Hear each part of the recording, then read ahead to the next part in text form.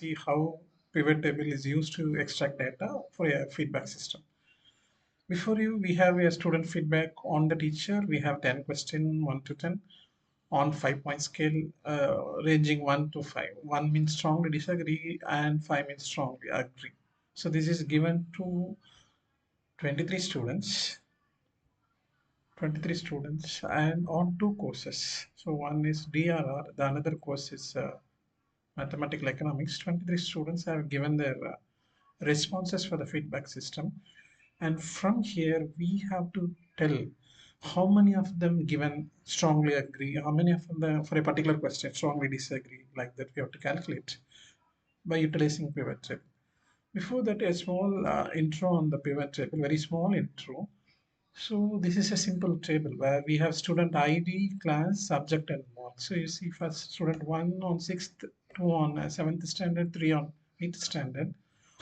So from this we can, it displays the data, but we have to work, suppose if you want to class-wise total, we have to work on it, for which pivot table comes very handy. So let us go to the insert, let us go to the pivot table. And okay, 1 second please. So we will check the place J, so that in that place it can be form a table. And now select the portion we want to convert into pivot table.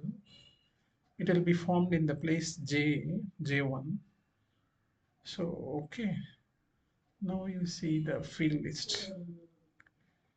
Just I have here the student which I can put in rows. You see student, here the students ID 1 to 3 has come. Now let us go for the classes. Now classes have peeped in. Now let us go for the subjects. Now let us take the mark and put in the summation of values. Now the data has come very handy. So you have student ID wise and class wise total, etc. This is how the pivot table is used. Now let us go back to our student feedback of 23 students upon two course teachers. Now let us try to put the same pivot table upon this. Since the table it is big, let us go to the exit. Let us go for a new sheet. I think let us select the table.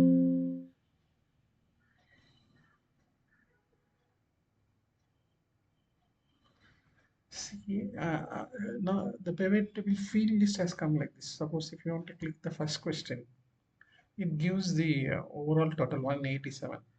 From this we could not get anything. Therefore, this table of from where we have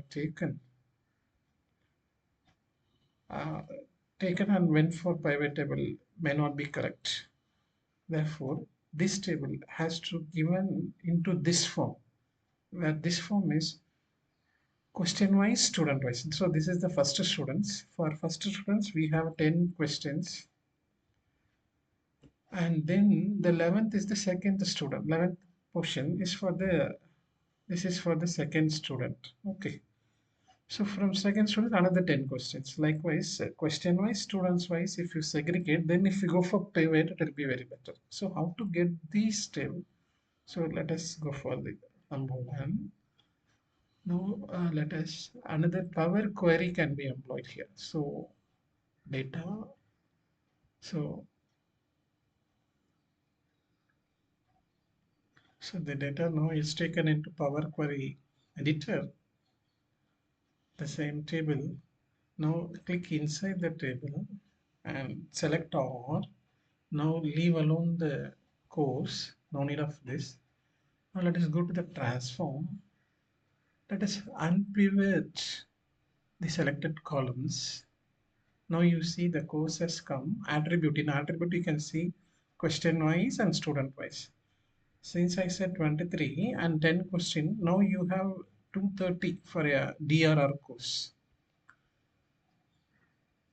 So likewise, another course is that totally we will be having 460 responses. So you see 460. So now transformation is over. Let us uh, close and load the data. This will be loaded now. Now we got in the Excel sheet itself back. Now let us insert the pivot table for this Power Query answer. Let it be in the new sheet. Now let us see course. Let us put in the filter attribute in the rows and value in columns, also value in summation. See, summation won't be help. Suppose here we see 189, that won't be help. Let us go for, instead of summation, let us go for the count, not the sum. So now it has come over. Since let us take only one question. You see 23 students. You see the count for first question, total 23. That has been split into strongly disagree. Only 3 students have chosen. For disagree, no students have chosen. For neutral, 5 students. For agree, 5 students. And strongly agree, 10 students for that particular teacher. So this is how that has been. Now let us go for graphical analysis. So now go to insert and take a graph.